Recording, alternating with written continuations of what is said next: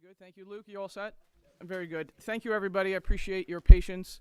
We just came out of executive session, so we did the Open Public Meeting Act. And if you would just bear with us one more moment, we just have to do an annual reorg.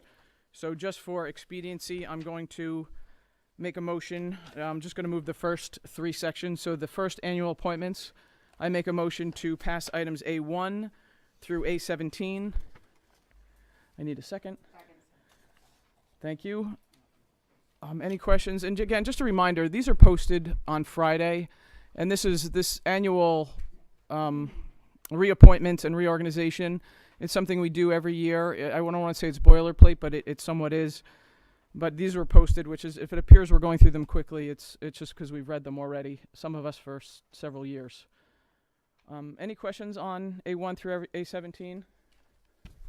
No? All those in favor? Opposed? Abstentions? Excellent, thank you. Moving on to item B, annual motions and designations, items B1 through B31. Mr. Gilfillan seconded that, Peter? Yep. Any questions on the motions or designations? No? I'm sorry, Mary. Is that the one with the meeting dates for next year for us? Or did I just vote on that? It is in that section. Okay. I just want to note that October 14th is Columbus Day. That's all. Isn't the meeting on October 14th? Yeah. It's Columbus Day next year. Oh, I get you. Okay. Just, I'm throwing it out there. Are we off? Thank you. Don't forget the Italians. Exactly. Yeah, I know it's not, but Yeah, students are off, staff is in. staff is in. And we have school the next day. Yes. Tuesday. Okay. We can change, we can, I was just throwing it out there. That's all right. Put 'em on. Where are we going next Columbus Day, Mary? It sounds like you have plans that we all might want to be I invited actually to. might, so you know. Okay. Throwing it out there. we could just, we can move it up a week, to October 7th. Or The following week is the convention week. right. So it's just a little tricky if some of us are heading down there the Okay. day after for several days. So Well, we could take I mean, there's Yeah. 5 of us in Yep. town. I'm paying college tuitions. I go nowhere. You're paying college tuitions too. Where are you going? Okay, that's fair. That's fair. Any additional questions on B? Any of the items within B? No. All those in favor? Aye. Opposed? Abstentions? No. Very Duly noted, passes 9-0. Thank you. And bear with me one second. Okay. Oh, it's only C1. Okay. C1 is the appointments for standing committees, which are our current committees. We reorged those in January, so this is more just official filing. There are no changes to the committee structure. Any questions? Anybody want to advocate from their committees? Did somebody second? Michelle will second. All those in favor? Opposed? Noted, passes 9-0. Thank you. Okay, we're just about to move into the regular board meeting. The only thing I do want to highlight in what we did just all agree to and sign up for, I just want to cover some of the ethics that we've all agreed to as elected officials. There's a bunch of them, but there's 4 in particular that I'd like to read out loud, as did my predecessors. So just a reminder to the board, I will carry out my responsibilities not to administer the schools, but together with my fellow board members, see that the schools are run well. And in short, basically, the running of the school belongs to Dr. LaSousa, and Dr. LaSousa is our only employee. As long as he's running the school well and we're all in agreement with that, that is our job. Our job is not to decide what Mrs. Chase's role is or any other administrator or teacher. The second one is, I will recognize that the authority rests with the Board of Education, and I will make no personal promises nor take any private action that may compromise the board. I will refuse to surrender my independent judgment to special interest or partisan political groups, or to use the school for personal gain or for gain of friends. And the last final one that I like to read out loud is, I will hold confidential all matters pertaining to the school which, if disclosed, would needlessly injure individuals or the school. So I just wanted to, not that I need to remind my fellow board members, but I like to say it out loud. This is a volunteer position that we take extremely serious as it relates to our ethics. So I'm going to put that aside. Then I'm going to, okay, so thank you for your patience in that. I'm going to move over to the regular meeting. I do not have any additional board comments other than to cover some of the, what I believe are all the ethics are important, but I think the confidentiality and what our role is. Some folks stop us at basketball games or at the play. Hey, can you fire Mrs. Smith or can you hire Mr. Jones?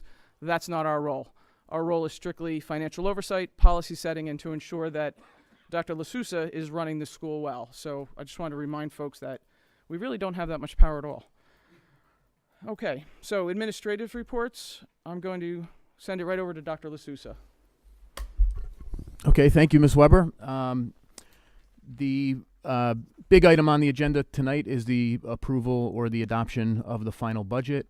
So I have just like a 5-slide update based on conversations that the Finance Committee has been having over the past month, which covers the span of time from when we presented a preliminary budget until now, and we are required to adopt a final budget to be submitted to the Executive County Superintendent.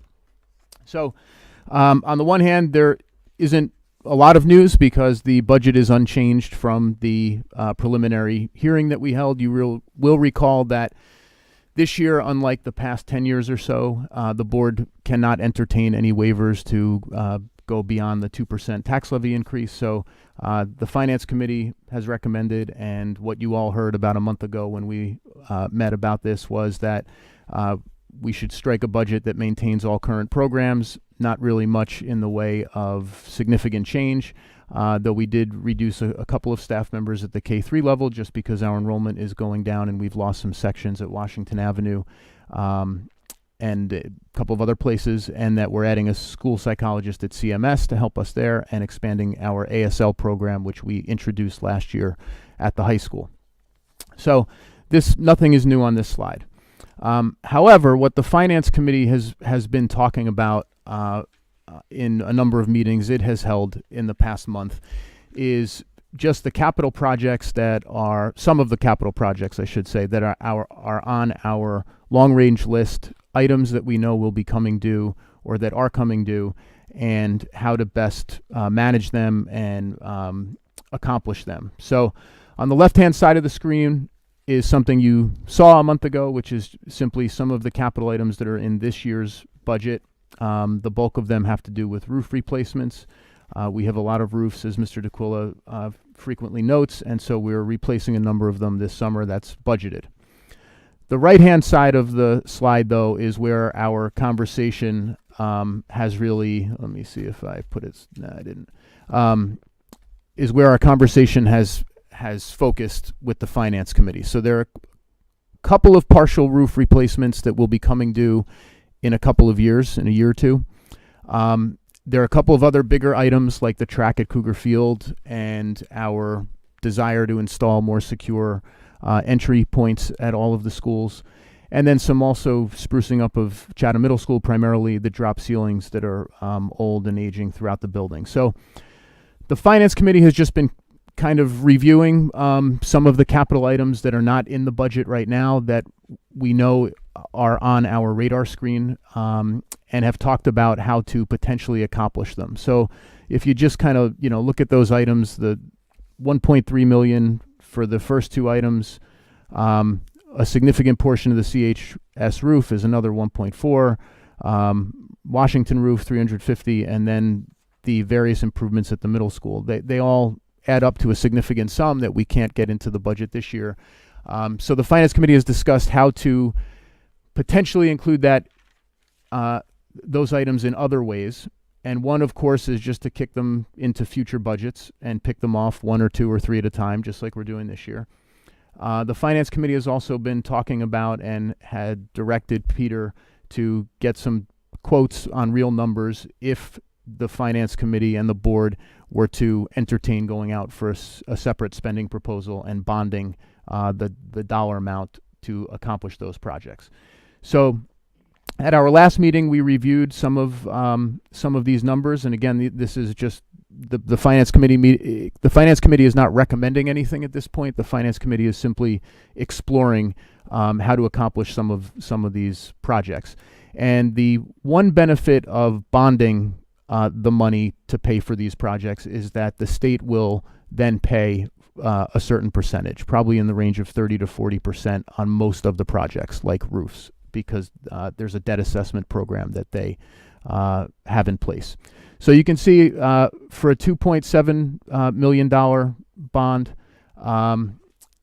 and I know the problem. I updated this actually in the other office, so the next slide is going to be a little bit confusing. But for a $2.7 million bond over 15 years, our bond counsel quoted us as about a $23, $25 per year increase on the average house, about $3 or so, $3 and change per $100,000 of assessed value, if the board were to go out and the voters were to approve $2.7 million in bonds.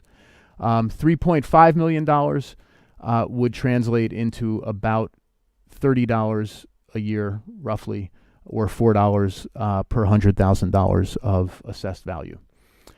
So the Finance Committee just wanted me to mention that this has been kind of the focus of discussions, how to deal with some of these other projects that are capital in nature that are difficult to fit into a budget. And they've been just talking through the various scenarios on whether to move them and try to pick them off in future budgets with capital reserve, which is of course what we typically do, or to potentially entertain a separate spending proposal or do some combination of the two of those things. And Matt, I don't know, or Sal or anyone else, Mike, on finance who might want to add anything, but that's just the update that I'll provide now. No, you were pretty thorough. The only thing I'll add is, from a logical perspective, if you know that you have to spend A, B, and C, you know this roof needs replacing, you know this has to be done, these are things that are going to get done, and you have a choice of paying $1 for it or paying 65 cents for it, depending on which option you choose. You know, that's one of the reasons why we would consider venturing out of the capital budget and consider the bond thing. So to make that clear, we probably wouldn't be having this conversation if there was no state benefit. You know, we would just instruct you to prudently budget in capital budget and in the capital reserves in future years. But it's hard to ignore when you're going to get 35% off to do things that you're going to have to do anyway. And that's all I'll add.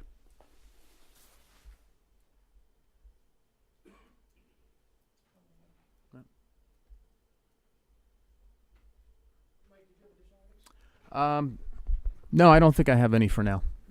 Does anybody have any questions for Mike about, or the Finance Committee about bonding versus capital? No? Matt, you didn't want to, you're good? Okay. The amount of money we're talking about is like 5% of our overall budget. We're 75 million, and that was about a little less than 4, Mm-hmm. right? So we're talking about 4 and change percent. That's correct. I don't know this because I'm not on the finance yet. How often do our department heads review their budgets to see if there's any way they are, you know, because I know there are times at the end of the year where we have more money left over and we haven't used it. I mean, I know sometimes we're encouraged to spend it or we'll lose it. I get that. But how often do we have a plan in place for how often we review, the department heads review their existing budgets? Annually. Annually they review. Mm-hmm. Okay. And we don't tell them spend it or lose it I don't because know. we I'm not on that committee. so if I'm saying. we tell them not to spend it because some places I've been, they yeah, do we- that. So. we tell them not to spend it, and we actually shut down the budget, the spending process earlier in the year than the end of the year because all of that money translates into capital reserve. Account. Because that would go to the capital account. I just was wondering if there's one year you could say, hey, could you really try and find 2%? You know, because I know that it's hard to find. I get that, but you know, not that we need to look at it like that every year. But if we have this percentage, seems like I get that we can get a discount because of the state, but maybe you know we could share that by just reviewing really a little more closely maybe every 7 years or whatever to just see. I don't know how that works on the finance, so I was just curious how often we do a harder look at that, like a hard take at that. I don't know. Yeah, it's interesting because there's actually not that much money that lie with. Because if at the last presentation back in March, I think roughly 75% of the budget is salary and benefits. So they're not. It's not discretionary from the department head standpoint. 100%. And then you tack in out of district tuitions, you tack in transportation, and all of a sudden the pie starts to really narrow. So then to get the types of percentages that we're talking about are huge, given the accounts that we actually can squeeze. Totally understand, but Yep. 1% off a budget, I don't know. I don't want to keep Mhm. the children or the students from being able to do what they're usually do. But I don't know if there's like 1 year we can just say, hey, could we maybe try it? Didn't know. Thank Point you. taken. Mary, the real financial impact that they're going to have to monitor is we've been a growing district for 23 years, and we are now close to being a shrinking district. Not shrinking aggressively, but we've peaked, I think, as a district, right? We haven't peaked at the high school level. So it's going to be how those monies are allocated or spent, Right. and a declining enrollment. And that in terms of really having the opportunity to review costs is going to be prevalent because we're in a completely different environment than we've been used to. Right.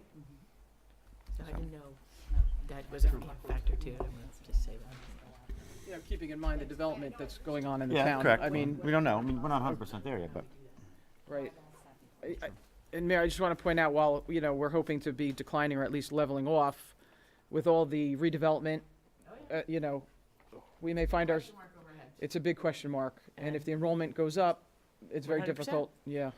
A lot of, some unknowns, and some folks say, oh, what do you think about the redevelopment? And quite frankly, until they tell us the number of bedrooms Yeah. in these units, I have no opinion. If it's a 1-bedroom, if it's a 3-bedroom, that's a different story. 100%. So, and none of the plans have landed on number of bedrooms. They talk about the height, the width, the Yeah. back set, but nowhere has anybody given us numbers on number of bedrooms.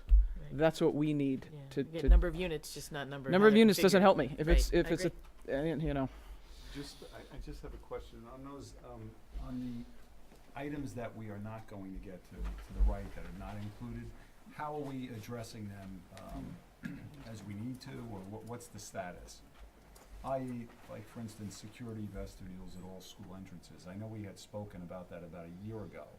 And is that something that we've had further discussion on? Because I don't recall it. I may have missed it, but. Yeah, not real. A year ago when we discussed this, one of the questions was, do we invest in people, or do we invest in, or whenever, it might not have been a year ago, maybe it was in the summer, or do we invest more in, and we had been focusing on trying to move the Class 3 officer conversation forward, and the vestibules were kind of put Right. the next priority. Right.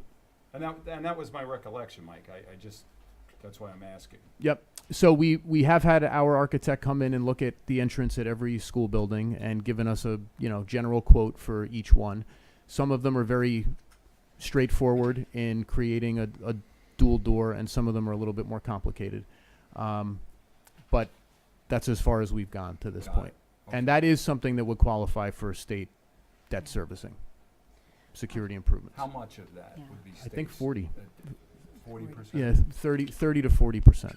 Okay. No, because that's just something that, as I know we will, that I would like to have more input on, because, and I don't know right now in the state of New Jersey how prevalent that is. I know some schools are obviously doing that, but, I think there needs to be a lot of discussion on what we're paying for and what we're trying to prevent. And, after we sink that, capital expense in, does it do what we want it to do? Because, there are different schools of thought on that, and I just think we need to really have some serious discussion before we go down that road. And just to add to what Mike said, in terms of those security vestibules, I would ask that after discussion, and that we don't unpack that building by building and piecemeal it if it was something that we were to move ahead on. if it is something that the board does agree that we believe is necessary, that it's kind of an all or nothing thing. I don't think we can decide because it's more cost effective to put a vestibule in one building that we should do it and kind of roll it out over a course of time. I think if our buildings are going to be secure, all our buildings have to have the same. And I think, you know, in terms of if this, that's my request, and I'll discuss that further when we get into discussion about it. Part of what we have to remember is that, you know, this is right now in discussion. Yeah. Because we don't know at the end of the year what our position's gonna be in terms of a surplus for this school year to put in capital reserve. So once we figure that out, once we know what we're dealing with in terms of a capital reserve balance, then we can start to tackle some of those issues. There was just legislation passed, right, by the governor, an emergency, Panic buttons. button, is that, you Yeah. know, Mhm. that's. I saw Panic, that. the panic button? The panic button, which is, Okay. Yeah. yeah, so, I mean, Okay. that's, you know, one more thing that I know Trenton that has, is. come up with that's gonna make the school safer. I mean, I wanna learn more about it, I don't know a lot about it, but I'm very interested to hear their rationale and how they came to that decision and how it's gonna bring us value beyond, you know, what we're doing currently and how it plays into the class 3 officer and, you know, a vestibule. You could spend hundreds of millions of dollars on capital improvements for security. The question is, what are you trying to prevent? And, you know, because the budget is endless if you have that kind of budget. And it's, you have to really question how you're gonna use it because you could do a lot of capital security upgrades and not get a lot of value for it. I can tell you, Mike, I have been to a couple of presentations now from vendors for the emergency panic systems. I was with the borough police on Friday or Thursday or Friday, and it was very interesting. I think one of the benefits or the goals, I guess, in these systems is that they bypass entirely the dispatch. So you hit the button, whether you're wearing the button or the button's on the wall, and the signal goes directly to a pre-programmed list of folks, including the township or the, in our case, borough police departments, without having to go through the county dispatch. And so they say that the communication is much, much faster than it would be otherwise. Oh, I would imagine it would almost have to be, right? Because the current system has been like this for many, many years. And it's been the same system and the same issues that have not been addressed, so, good point. Presumably, we would have the same capability with the class 3 officer. We would, wherever we had a class 3 officer. Yeah, well, what the vendors do is if the class 3 officer is sitting in the media center, but there's an issue down the hall, their goal is to have every staff member at least, and possibly every student as well with an app on the phone, have the same capability of alerting medical, you know, there's a medical issue, there's a intruder issue, there's some other kind of issue. That's what that's why it takes a lot of discussion, as Mr. Valenti said, but one of their answers to that question is the more, just like we have AEDs sprinkled throughout our building, if you had, and fire alarm pulls, one vendor puts something right over the fire alarm pole that will go to the fire department, the police department, or the local EMS. So there's just a greater saturation of points where someone hits a button and you get an instant response. We're exploring all of these options. The law requires us to have them in place by September 1. September 1. Does it And the require fund, us to have them or the police department? Schools. and the funding for this mandate? It's supposed to come in part from Are you going to cover that? the referendum that was approved statewide in November. Okay. There was a proposal for expansion of county vocational schools and school security. Okay. And just to remind folks in the audience, Mr. Valenti has decades of experience in law enforcement, so he's not just talking as an opinion, it's somewhat of an expert opinion. So he was in the Port Authority for decades. Any additional questions for Dr. LaSusa? Or any of the finance? What's that? Oh, sorry. He started when he was 18. Right out of high school. Well, we're lucky to have him, I guess was my point. We're super lucky to have somebody involved that was in the ground floor of things like Port Authority, where crowd control and terrorism and things are prevalent every single day of their lives. And, you know, in medical emergencies or seizures, heart attacks. I mean, he's dealt with it all. Dr. LaSusa, I'm sorry, did you have anything else? That's it No? from me. Very good. Peter, we're moving on. Yes, just quickly regarding the middle school auditorium, the seats were removed and the asbestos abatement on the floor tiles was fully completed by Thursday, April 11th. The contractor has now begun, and I'll keep you updated on the progress. And do they work during the school day? If they have quiet work that can be done, we authorize them the hours of working 7 a.m. to basically 10 p.m. If they're doing demolition that would be noisy and disturbed, then they'll work from 3 to 10.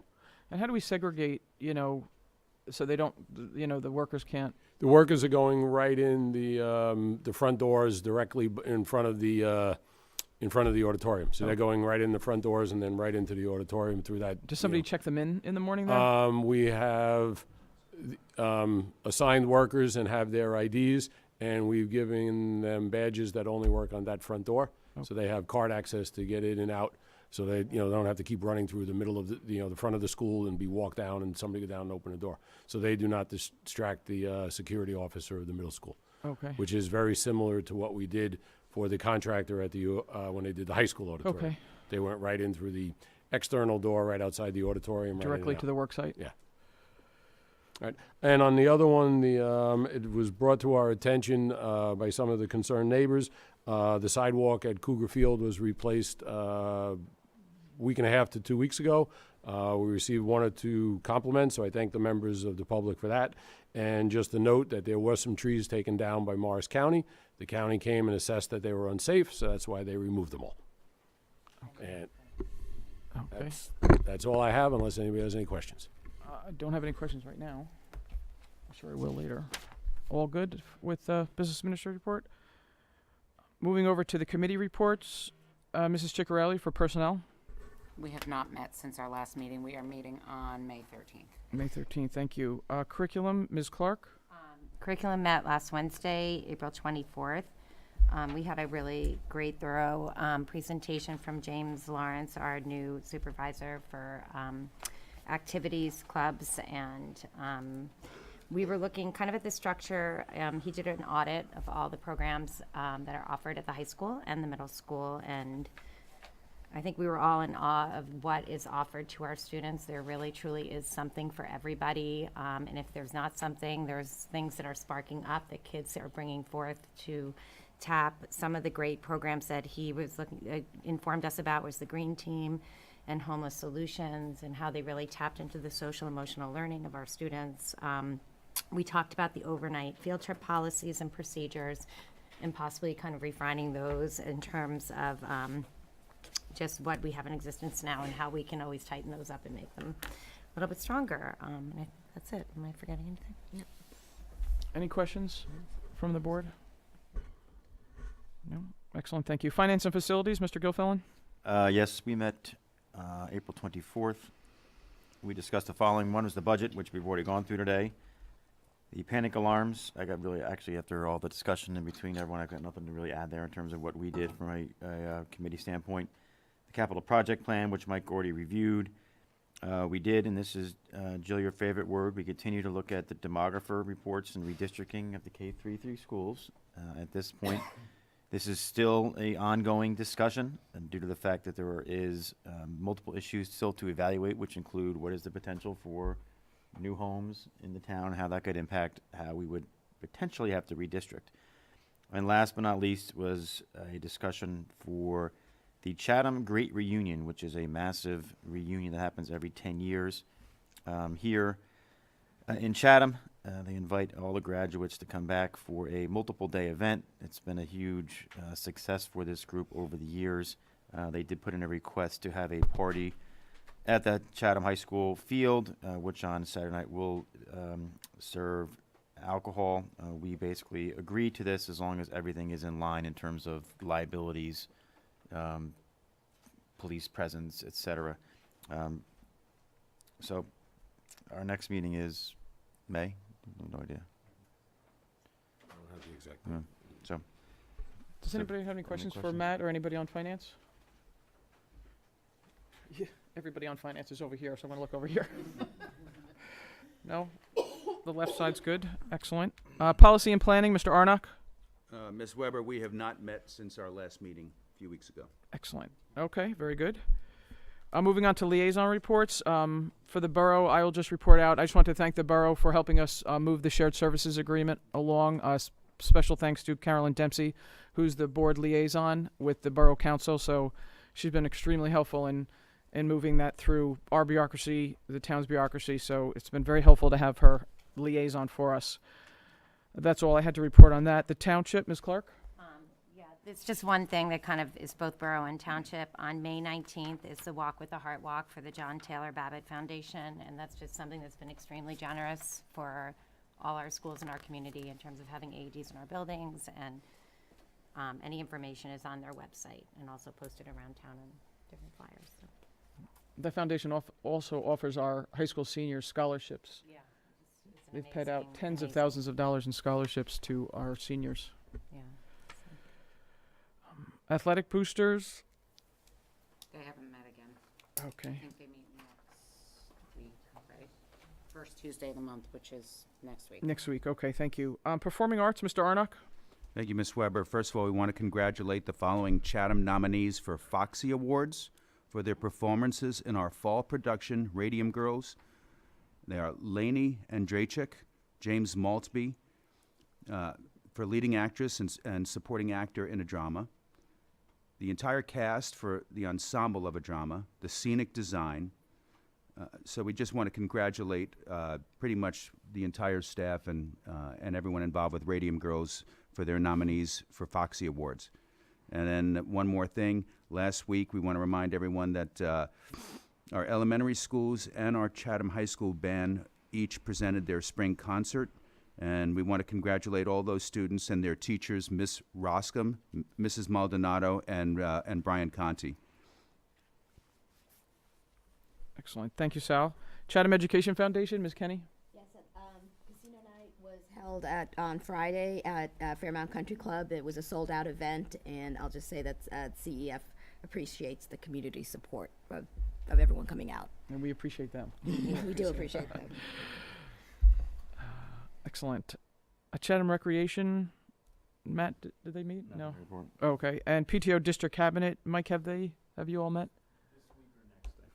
Next week? Wednesday, May 8th. Okay, perfect. Thank you. So, It's this, yeah, I had a feeling. Oh, it is? May 1? Okay. okay.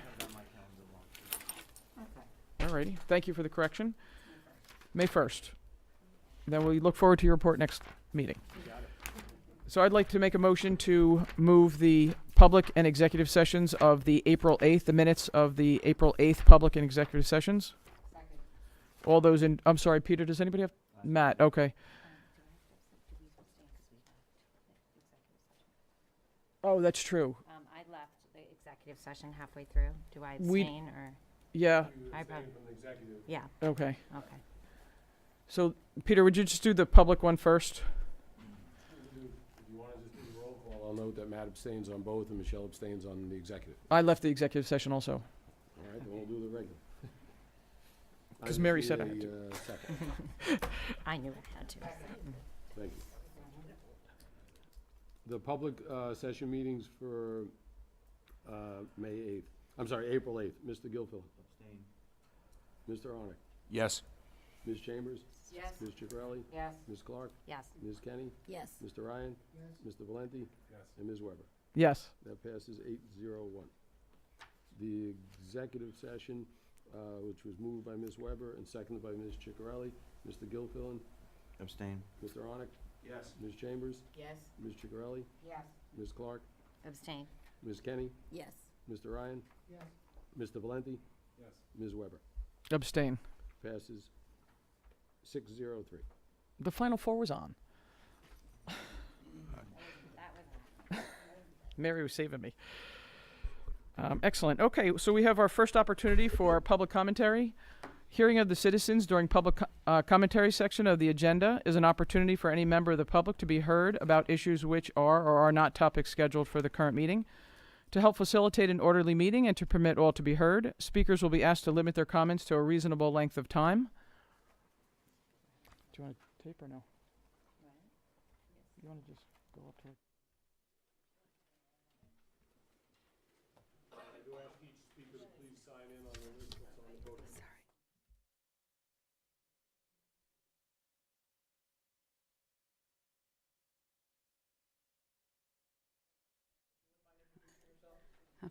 Thank you. I'm still Dr. Press. Thank you. I just have two quick items. Oh, I'm sorry. I apologize. I'm Dr. Bonnie Press. I'm the interim president of CPAG. I'm just here to talk about two quick things. First, to remind all those here that participated in our joint February meeting that our CPAG is really only as good as our distribution list and our ability to communicate to the 700 plus families. And we had agreed that come September, when it came time for families to opt in and out of being like a participant of the distribution list, that we would include the general population of parents and offering for them to either, be on the list or not. Special education can be sometimes a private matter, and not every family wants to get information about flyers or activities, but we certainly want to be able to communicate with those who are interested. The second, recently Dr. L'Souza had raised a suggestion that the CPAG would do better if we tried to make a bigger effort to be collaborative. And so to that, what we're finding is that when we have a goal or an idea to meet as a larger group quarterly, makes it difficult for us to get traction and get an idea moving when we're only meeting every 3 months, and when our communication really is limited to 150 seconds of a monologue that I give every 30 days. So I would ask the board to consider having a board member be a liaison and come to our monthly CPAG meetings. That would allow for more timely communication, greater transparency, kind of create an environment of collaboration. And so I'd like to respectfully request that the board consider having one of the board members attend the meetings. We'll do our best to accommodate everybody's busy schedule and appreciate that you're all volunteers, and do our best to use our time wisely. Thank you.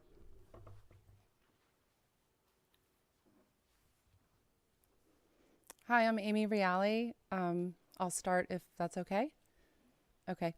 I'm here just to recap. I spoke last month, and I want to recap the 3 things. I'm on the dyslexia task force for the Chatham CPAG, and last month we proposed 3 things to the district. One was about partnering for Dyslexia Awareness Month in October. The second one regarded data.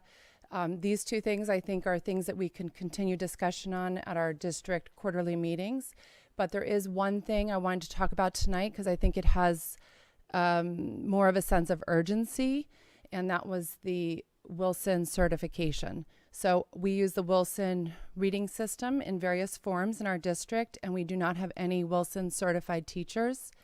And the Dyslexia Task Force thinks it's really important to support our teachers and reading instruction by having them do the certification process. It's urgent because it takes a year. I think it starts over the summer. We're a little bit behind the 8 ball already because I know everyone's making their summer plans, including our teachers. But I really want to emphasize the urgency because we have so many children in our district who are more than 3 grade levels behind in reading. And I think we have such a great system in place. Can we put, a Wilson certified teacher in every building? $2,500 a teacher. I know there are teachers who would be interested who are here already. And so I'm offering tonight. Oh, and I also wanted to mention that I looked into our neighboring district. So in Madison, they serve 2,500 students, and they have 11 level 1 certified teachers. And in Montgomery County, not every district around us uses the Wilson. So in Montgomery County, there's 4,700 students, and they have 21 level 1 certified teachers, and they have 4 level 2 certified teachers. Level 2 just means you can train teachers. So it starts to build capacity quicker if we can have some teachers do the level 2. They, for instance, have, I think, 2 people going into level 1 and 4 people going into level 2 in Montgomery County. So I'm offering, we are here, this task force, anything that we can do to help get this certification process underway. We have a Chatham CPEG at gmail.com email account to contact us. And, I'm Amy Reale at Gmail. I offer my personal email if anyone wants to meet with me and talk more about this. Sure. I'm not familiar with, the Wilson certification, but what kind of efficacy underlies that certification, and why, I think it's a question for Dr. LaSousa and his staff, but why should we be pursuing that if we're not? What's the underlying thing that's going to make us want to do this?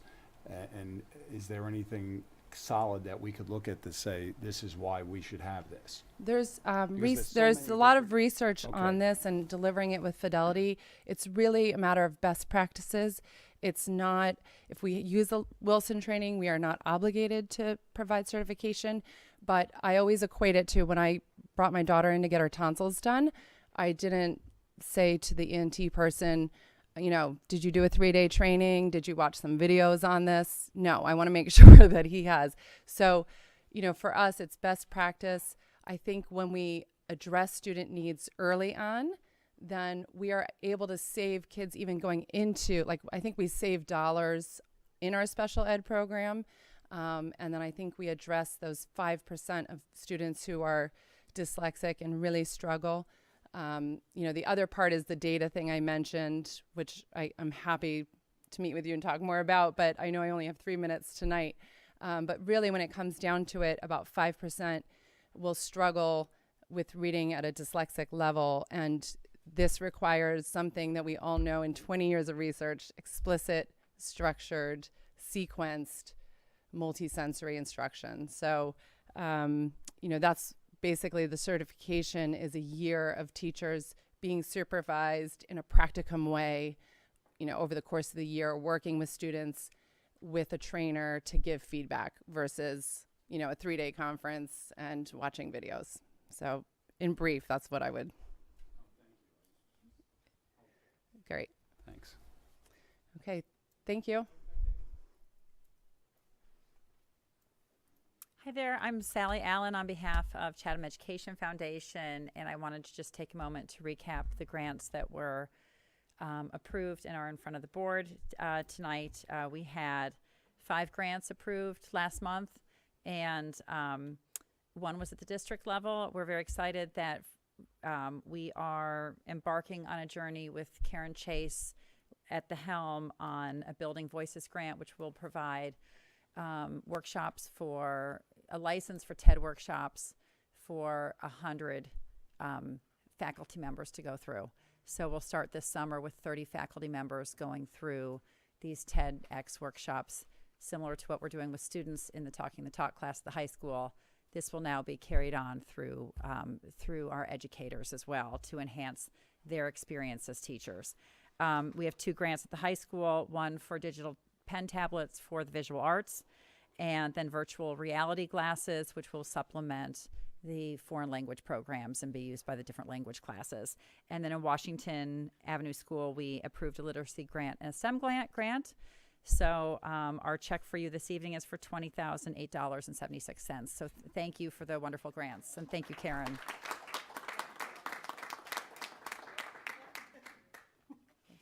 Thank you very much, Sarah.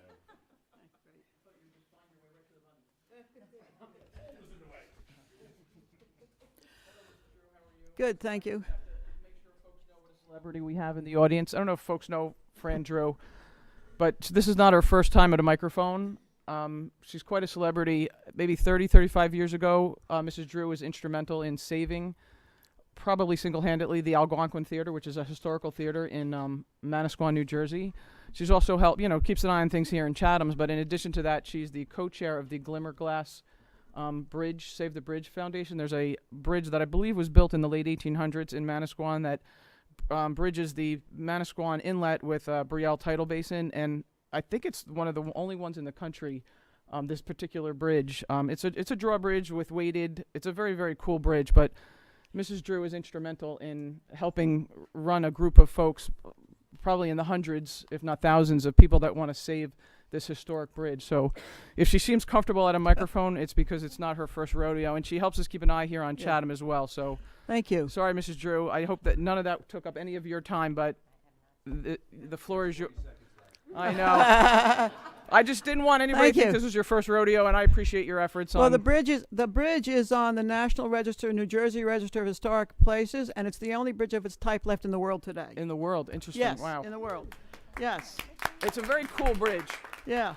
My name is Fran Drew. I live at 32 Inwood Road in Chatham. I'm also on the Chatham Shade Tree Commission, and I was appointed to the Undergrounding Advisory Committee, so we're going to learn how to put wires underground.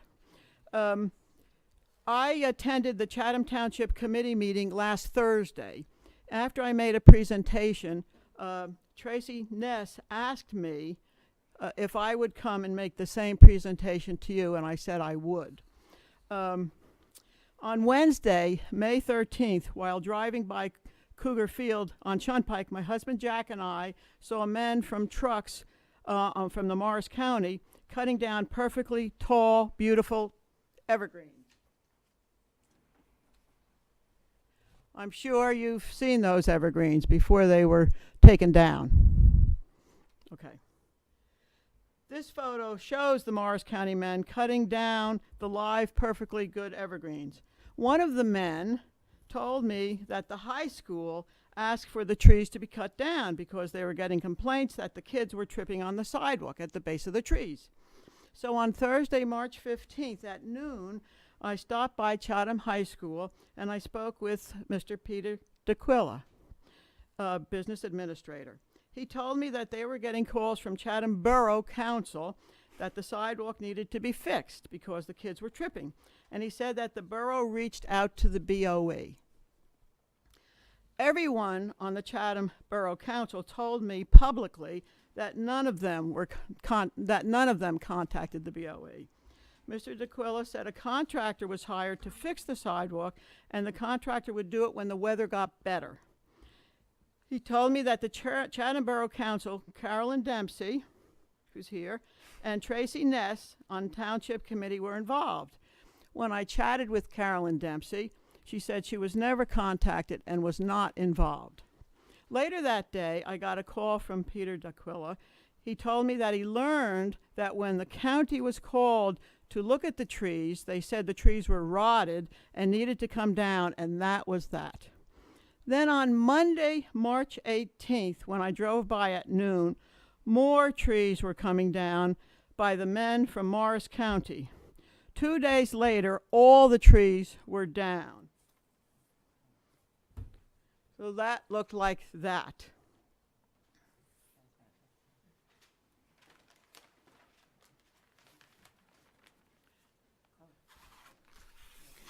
This is what was left of 9 absolutely beautiful evergreens. And if you saw these stumps, there was only one that had a hole in it, okay? We took the photos of all of these. I called Michael Walsh from the County Shade Tree Commission. Michael told me that the janitor at the school told him to take down the trees. He couldn't remember the name of the janitor. When I asked Michael if he had an arborist look at the trees, he said no. As I said, I'm a member of the Chatham Shade Tree Commission, and I can tell you that most of those trees look very healthy. When I called Mr. Peter DeQuilla again and asked for the janitor's name, he didn't know any janitor that did that. he told me that he'd love to have more trees at Cougar Field. Last week, on April 23rd, a new asphalt sidewalk appeared. Now, I don't have a big picture of it, but I'm going to leave this picture with you so that you can pass it around and take a look at it. That's you, the Mrs. new asphalt sidewalk, and it's about 6 inches thick all the way. Thank you. Sure. Thank you. Where am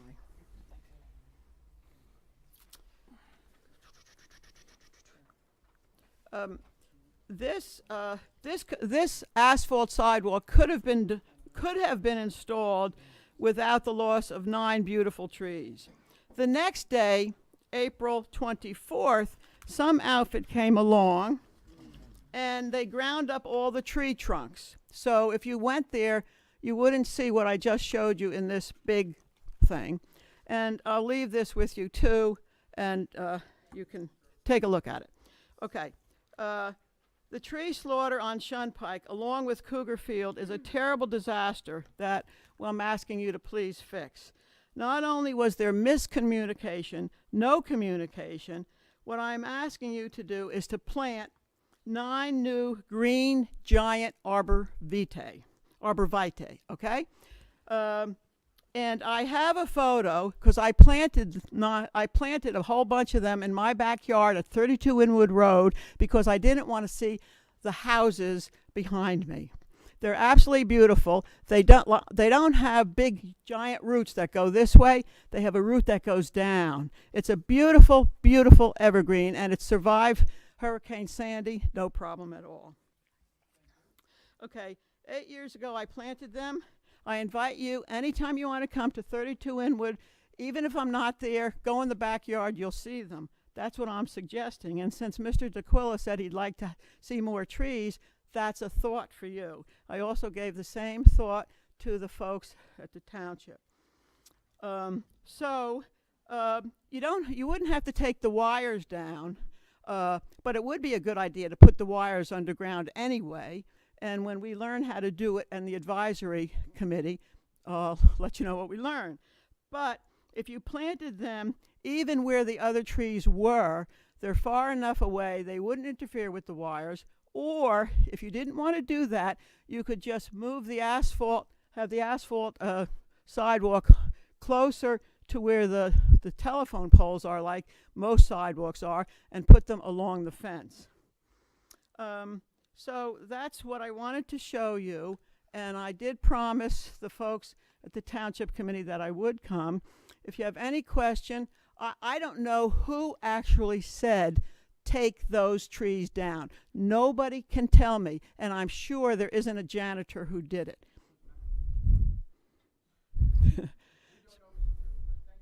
Bring this to our attention. Yeah, and what I'm going to do, I'm going to go see the freeholder Smith. It's a county road. Yeah, I know. No, Mr. Gilfillan said, whose property is that? Yes. Is that our property there, or is that county property? I learned from a combination of Ms. Dempsey and Ms. Ness that even though it's a county road, the owner of the property needs to maintain the sidewalk. So that's why the district was responsible and paid to have the sidewalk. Who's responsible for the trees? I don't know, but if the county came and removed them, I would presume the county is Well, then we should responsible just for tell the it. county they need to put 9 new trees in. I got no problem with that. I will contact Go with the county. the It's county. taking the word from a janitor. Well, put it this way, if I could find out who contacted the county, I'd ask them to fill some certain potholes and repave some certain roads. Yeah. Okay. Can you get us kind of a timeline of the county, just some correspondence, and get back to us and just shoot us an email about, Sure. you know, it seems like things went at a rapid pace, so if there was a miscommunication or along the way, maybe we can try to backtrack it so it doesn't happen again. Will do. Thank you. Thank you, Mrs. Drew. Well, thank you very much. And if you need any of my notes, I'll be glad to send them to whoever. Okay, fantastic. Thank you very much. Good luck with your glimmer glass efforts. Thank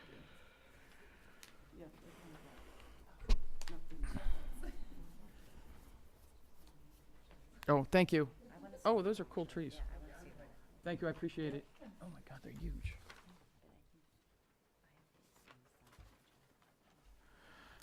Hi there, Carolyn Dempsey, Chatham Borough.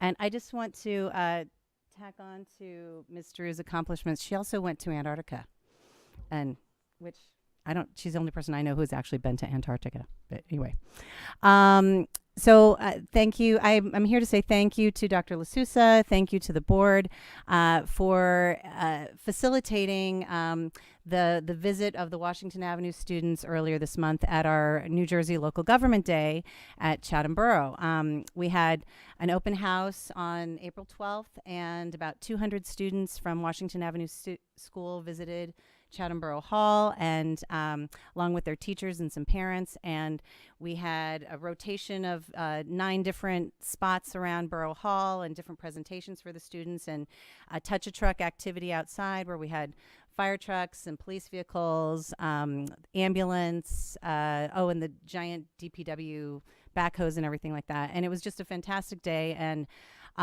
all the borough employees and volunteers were so impressed with the Washington Avenue students, with their behavior and their intellect and the type of questions that they were asking. And so it was really wonderful. So we want to thank the participation of the school district, and in particular Washington Avenue School. And Principal Dudlow was very enthusiastic, so we thank her too.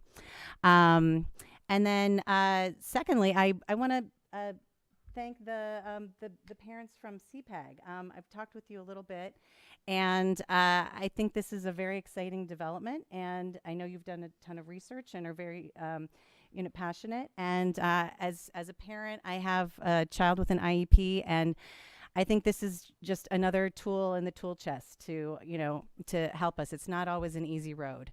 So I want to thank you for your efforts and cooperation in the school district. Thank you so much. And then lastly, I have a message from my kids. When they found out I was coming tonight, they said, "Hey, can you tell Dr. LaSousa to get on that, later start on the school day, because we're really jazzed about that." So my kids really want to start school later, Dr. LaSousa. That's all. Thank you so much. Stick around, everybody, because we're talking about calendars later. Hello, Mr. Heap. How are you? Good evening. One of the favorite things for the JCs to do is plant trees. If you can't get the county to pay for those trees and replant them, the JCs would be more than happy to discuss paying for some of the cost or all the cost, depending on how much it is. We would certainly like to help out on that. So I would go to the county first, and then if they're not going to do anything, we will certainly try and contribute to the cost of those trees. Second thing is, I don't know. I think it's a sign of the apocalypse. I saw this in the Wall Street Journal over the weekend, and I'm going to test your pop culture IQ. There was a movie in the early 80s called Fast Times at Ridgemont High. In that movie, there is a famous scene where the stoner Jeff Spicoli gets a pizza delivered to history class, and then proceeds to argue that he was waiting in the lunch line too long and didn't want to miss history. In a case of life imitating art, it appears that in San Francisco, with the rise of food delivery services, most notably Uber Eats, San Francisco institutions have been inundated, most notably Bay Area high schools. And they're trying to, at this point, put the kibosh on lunch deliveries to high school students. I hope we don't have that problem around here. This is from the same folks that brought you Facebook and the iPhone. Thanks. Thank you, Mr. Heap. I wasn't allowed to watch TV then. All right. Any additional public commentary? We have another opportunity at the end, so if something strikes your fancy as we move through the agenda. Oh, I'm sorry, Sal. I apologize. Ask a quick question. So regarding Cougar Field, so first of all, thank you, Mr. Heap. We're sorry about beautiful trees getting cut down, but there's, if I remember, that sidewalk, and I know because my son played football and all my kids did marching band, that sidewalk was a less than safe. Okay, so was that a motivation for wanting to, fix that sidewalk and make it? Was it a safety issue? I presume that was involved because the roots of the trees did end up causing the, if you want to call it roller coaster effect, and cracking of the sidewalk. So I would think that may have something to do with it. I don't know. I don't know for sure. But I definitely agree that, so safety is one thing, but I definitely agree that if we're going to be removing trees, certainly if they're healthy trees, it would be a good practice to replace those trees. As I said in my conversations with Ms. Drew, the district would be more than happy if trees were taken down to replant trees. I told her that I am not sure the trees will go back in the exact same space, because I know that from the curb to the fence, there is not a lot of room, and I don't want to plant trees and have them, rip up a sidewalk. And we've also gotten the comment that without the trees, people like the way that they can identify that there's a field behind the fence when they come down. And the name of the street that runs perpendicular to Shumpike. Pine. They come down Pine, they can clearly see the field without the trees there. So I don't know that I want to put them there. And you also have to fact, when you have the district fence, right next to the fence is the walking path. And I'm not sure that I want the best place to put trees is between, on the other side of the walking path, if people want to keep track of, if you want to be seen on the path while they're from the field. So I don't want to create any secluded effects. So there are plenty of the areas that we can add to trees. One more comment, if you are going to be identifying and considering some trees to re-beautify that stretch, I know from firsthand, and certainly from looking at those beautiful arborvitaes there, but if you look at them, and if you look at my backyard and you'll see mine, they are thick, and they are thick, and it is a wall. So that's a safety issue too, because foxes dart out, human beings dart out. So just make sure you consult with some type of safety personnel, because maybe arborvitaes is the right thing to put there, and maybe arborvitaes are not the right thing to put there. Okay. Thank you. More to follow on that. Okay. Any additional comments or questions from the board? No? I'm going to close the public commentary section, and we're just going to go through the agenda. This part is usually fairly quick, because again, these are posted on Friday, so we've had a chance to look at them, and then we'll have another opportunity for public commentary. Again, stand by, because we're talking about calendars. So personnel, Mrs. Ciccarelli. Yes, I'd like to move action items A1 to A25 on your regular agenda for vote.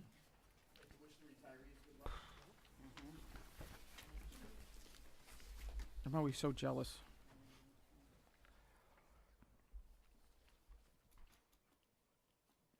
Any questions for Ms. Grant? She loves questions. No? Any comments or questions on personnel? Mike and Sal, you're good? You guys are good? Peter? Agenda items A1 through A25. Mr. Gilfillan? Yes. Mr. Arnick?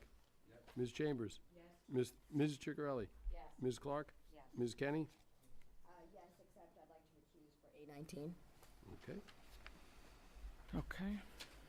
Mr. Valenti? Yes. And Ms. Weber? Yes. A1, oh, I'm sorry, Mr. Ryan. Yes. How'd you go out of order? A1 through 18, 20 to 25, pass 9-0. A19, 801.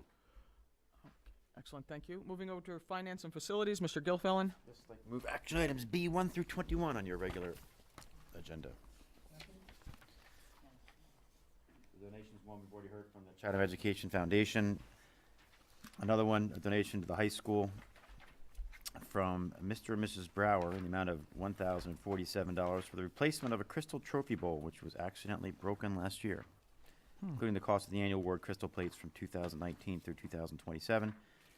I don't know much about that, but I like the historical stuff. Donation to the Chatham Middle School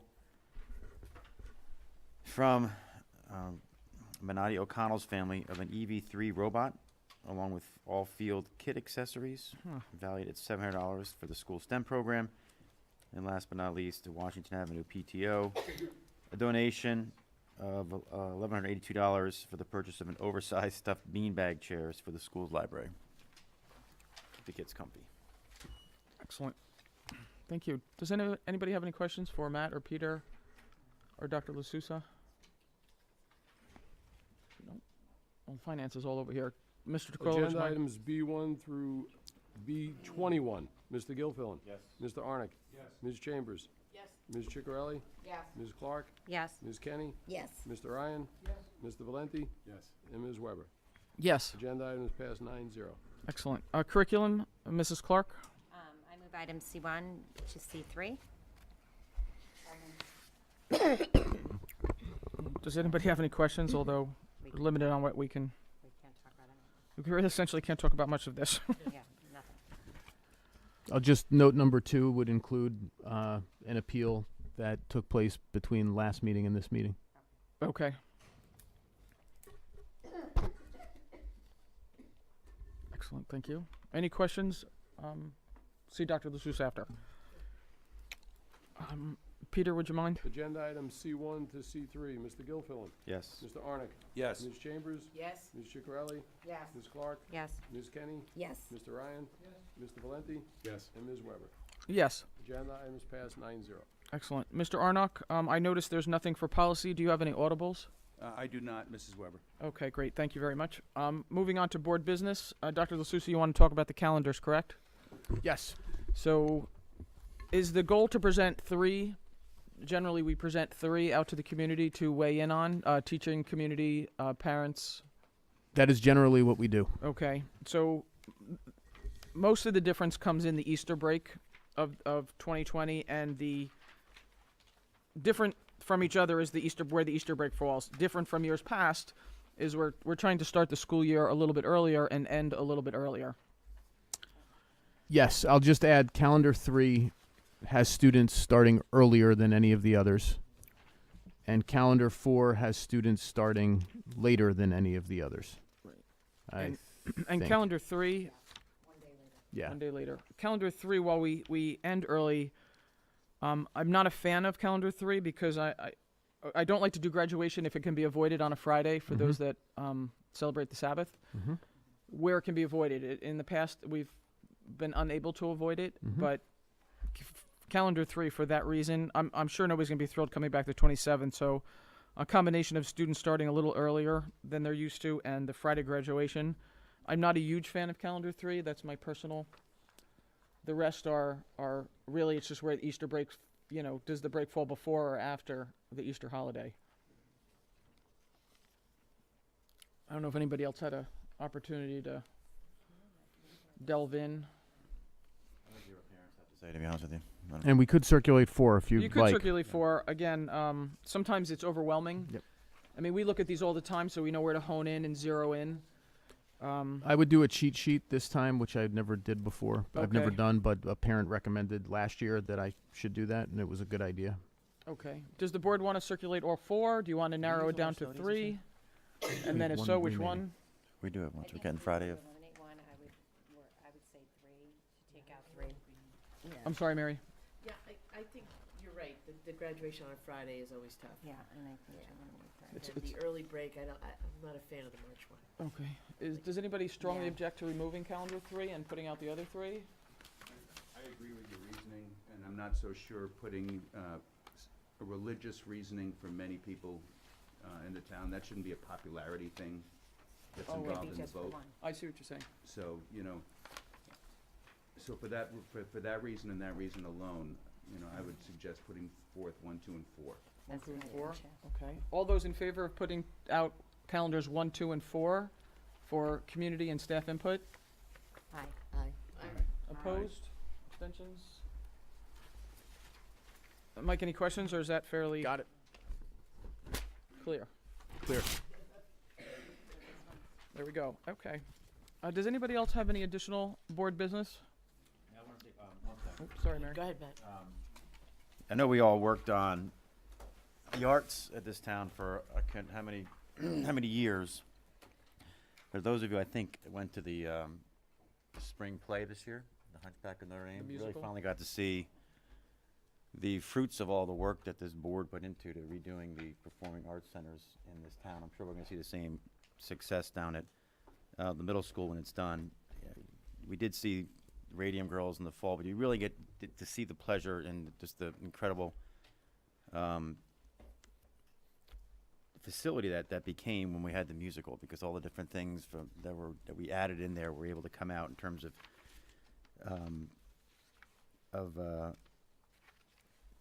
putting on a production, a musical versus just a play. So, I wanted to thank everybody on this board who's been around for a long time for putting in all that work and that effort and putting in all the years and focus on the arts for this town, because that was an absolute incredible weekend of plays that our kids put on in this school. And it was a real kind of an emotional thing for me, because knowing that we put so much effort into it and finally getting to see it in use under those circumstances was an incredible experience for me. And I think the town, I had people come in from out of town to watch that, and they were just completely shocked at the quality of our facilities. And then I think they were actually more shocked at the quality of what our kids were able to perform. And I'm pretty sure that they're going to see that lead actress on Broadway one day, because she was incredible. But anyway, to people that have been around and supported it, I want to thank you personally for that, because it's nice. It's as on the Board of Ed, you don't get to see a lot of things that you put your effort into. A lot of it's kind of non-visible, but when you see something smack you in the face and that you worked all hard on to accomplish, I just want to tell you guys thank you. I think the town. The performance was amazing. Amazing. Mary, you had an item? I do have a little PSA. I know that we're knee deep in the middle of spring sports season and everyone's running all over town to get to games and get to practices. And I appreciate that, because I did that for many years. But I happen to live on a street that intersects Fairmont Avenue, that every bus that stops in Chatham Township or Chatham schools that has a bus, except I think the one that goes to Milton, stops at the bottom of my street. And in recent weeks, I've watched just cars go whizzing by, red stop school buses. So I implore my friends and my neighbors to be conscious of it, because I did, in fact, have my youngest son pulled back by the hood of a collar and narrowly miss getting hit at that intersection. And I've seen them in other spots in town. And I only bring it up because when I see something more than 3 times, I think it's worth mentioning.